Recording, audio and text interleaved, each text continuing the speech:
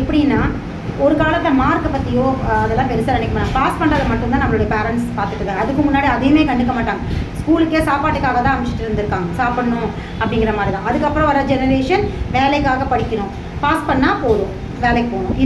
இந்த மாதிரி மைண்ட் செட்டப்பில் தான் பேரண்ட்ஸ் தான். அதுக்கு அடுத்த ஜென்ரேஷன் காம்படிஷன் வேர்ல்டு ஆகிடுச்சு. ஸோ அந்த ஜென்ரேஷனில் எல்லாமே competition, mark mark mark mark mark. இப்போ மார்க்கை பேஸ் பண்ணியே லைஃப் மாறி போச்சு. ஸோ அந்த அப்படி இருக்கும்போது என்ன ஆச்சு அப்படின்னு பார்த்தீங்கன்னா, எல்லாமே மார்க்காகவே மாறும்போது ஏதாவது ஒரு சின்ன தோல்வியை கூட அக்செப்ட் பண்ணிக்க முடியல, அக்செப்ட் பண்ணிக்க முடியாத ஒரு இடத்துல தான் இருக்காங்க. ஸோ எதையுமே எந்த தோல்வியுமே அவங்களால அக்செப்ட் பண்ணிக்க முடியல. தோல்வியை அக்செப்ட் பண்ணிக்க முடியாததுனால அவங்களுடைய மென்டாலிட்டி எப்படி ஆகிடுது அப்படின்னு பார்த்தீங்கன்னா, ஒரு தற்கொலை முயற்சி செய்கிறதும், மார்க் குறைஞ்சிடுச்சுன்னா அழறதும், அதில் சைக்காலஜிக்கலாக பாதிப்படையது மாதிரியான ஒரு விஷயத்தை வந்து சின்ன வயசுலேயே பேரண்ட்ஸ் கிரியேட் பண்ணிட்டாங்க. ஸோ இப்படி வளர ஒரு குழந்தை சின்ன சின்ன தோல்வி சாதாரண விஷயம். இந்த படிப்பு இல்லைன்னா வேறு படிப்பு, இந்த வேலை இல்லைன்னா வேறு வேலை, இந்த மார்க் இல்லைன்னா அடுத்த முறை ட்ரை பண்ணுவோம் அப்படின்ற ஒரு பாசிட்டிவ் அப்ரோச், அந்த பாசிட்டிவ் மென்டாலிட்டியை பேரண்ட்ஸ் கொடுக்காம எல்லாத்தையுமே காம்படிஷன் ஆகும், எல்லாத்தையுமே ஒரு வெறித்தனமாகவும் பார்க்க வச்சு பழக்கி அப்படியே வளர்த்துட்டு நாளைக்கு இந்த மாதிரி மைண்ட் செட்டை போட இருக்கிற ஒரு குழந்தை எதிர்காலத்தில் போயிட்டு வேறு பேரண்ட்ஸ் வேறு மாதிரியான ஒரு ஃபேமிலிக்குள்ளே போகும்போது என்ன ஆகுதுன்னு பார்த்தீங்கன்னா பலவிதமான உளவியல் சிக்கலுக்கு ஆட்படுறாங்க. அங்கே அவங்களோட எதிர்பார்ப்பு, அவங்க வந்து கேர்ள்ஸ்னால் ஒரு மாதிரி நினச்சி வச்சுருப்பாங்க இல்லையா. ஸோ அந்த பேரண்ட்ஸ்குள்ளே இருக்கிற ஒரு தாட்டுக்கு இந்த குழந்தை மேட்ச் ஆகாத பொழுது என்ன ஆகுதுன்னு பார்த்தீங்கன்னா ஏகப்பட்ட குழப்பங்கள். இதனால தான் ஜாயிண்ட் ஃபேமிலி சிஸ்டம் வந்து நியூக்ளியர் ஃபேமிலி, தனி குடும்பம்ன்ற ஒரு இடத்துக்கு வர மாதிரியே ஆயிடுச்சு. இதில் வந்து என்ன ஆகுதுன்னா குடும்பம் பிரிகிறதும், ஏகப்பட்ட மன சார்ந்த விஷயங்கள், குழப்பங்கள். ஏற்கனவே இந்த குழந்தை இப்படியான பல தோல்விகளையே ஏற்றுக்க முடியாத அளவுக்கு நிறைய பிரச்சனைகள் இருக்குது.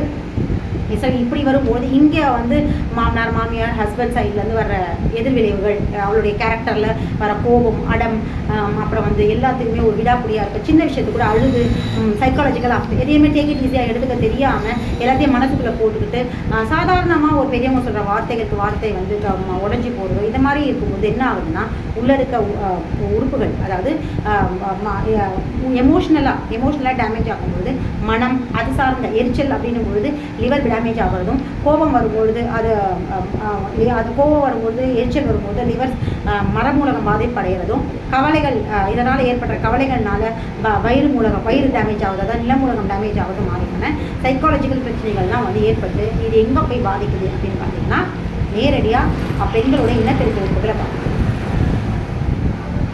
இது மட்டும் இல்லாமல் இன்னும் இது வந்து இப்போ இருக்கிற ட்ரெண்டுன்னு வச்சுக்கோங்க. இப்போ இருக்கிற குழந்தைங்களை இப்படி தான் வளர்க்குறாங்க. ஒரு பொம்பளை குழந்தைங்களை சுதந்திரம், அதாவது சுதந்திரத்தை நான் பற்றி பேசுகிறேன். என்ன பேசுகிறேன்னா, இன்றைக்கி ஜென்ஸுடைய சைடில் பார்த்தீங்கன்னா அந்த மாதிரியான ஒரு விஷயமே கிடையாது. இன்னமும் அந்த பழைய கான்செப்டோடய இருக்கிறாங்க.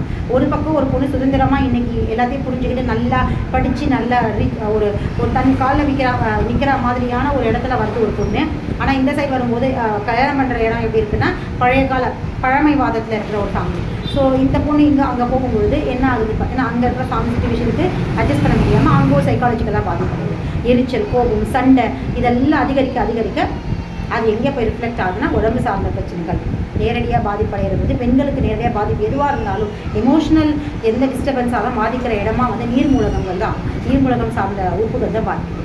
இதனால் இந்த எமோஷனல் பிரச்சனைகள், இந்த சைக்காலஜிக்கல் எஃபெக்ட் தான் அவங்களுக்கு வந்து என்ன ஆகுதுன்னா கருவுறாமல் இருக்கிறதோ, இல்லை குழந்தைகள் கருவுற்றதுக்கு அப்புறம் அந்த கருவில் வந்து நிறைய பிறவி கோளாறுகள் ஏற்படுறதுக்கான ஒரு இடத்துல, அதாவது ஒரு பெரிய டிஸ்டர்பன்ஸாக சைக்காலஜிக்கல் எஃபெக்ட் இருக்குது. இன்னொரு பார்ட் இருக்குது, தேர்ட் கேட்டகரி. எவ்வளோ பெரிய மாடர்ன் வேர்ல்டில், பயங்கரமான மாடர்ன் வேர்ல்டில் இன்னும் சில ஃபேமிலிஸ் எப்படி இருக்கிறாங்க அப்படின்னா இன்னமும் பழமைவாதத்தில் தான் இருக்காங்க.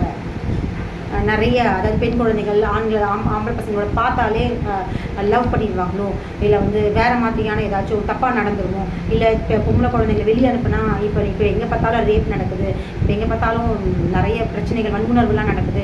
ஸோ நம்ம குழந்தைகள் அது மாதிரி ஆகிடுமோ, ஸோ அவங்கள வந்து நல்லா ட்ரெஸ் பண்ண விடாமல், இந்த ட்ரெண்டுக்கு ஏற்ற மாதிரி, இப்போ இருக்கிற கேர்ள்ஸ்க்கு ஏற்ற மாதிரி ட்ரெஸ் பண்ண விடாமல், இன்னும் வந்து ஆம்பளை பசங்க கூட பேசவே கூடாது, இந்த மாதிரி நிறைய எப்பவும் படிக்கணும், படிப்பை தவிர வேறு எதுவும் இல்லாமல் ஃப்ரெண்ட்ஸ் வீட்டுக்கு போகிறத அலோவ் பண்ணாமல், ஃப்ரெண்ட்ஸை வச்சுக்கிறதே தவறான ஒரு விஷயம். ஃப்ரெண்ட்ஸ் கூடலாம் சேர்ந்தா ஒரு தப்பான, அவங்கக்கிட்ட நிறைய தப்பான விஷயங்கள் கற்றுக்குவாங்கன்ற மாதிரியான ஒரு நிறைய விஷயங்கள். அப்புறம் ஃபங்க்ஷன்ஸ்க்கெல்லாம் கூப்பிட்டு போகிறது இல்லை, ஃபங்க்ஷன்ஸ்லாம் போனால் ஆம்பளை பசங்களாக இருப்பாங்க, அவங்களெல்லாம் பார்க்க வேண்டியது இருக்கும். இந்த ஏகப்பட்டது, அதாவது எல்லாமே பழமைவாதங்கள் தான். அந்த பழமைவாத மனநிலையோடு இன்னும் நிறைய பேரண்ட்ஸ் இருக்காங்க.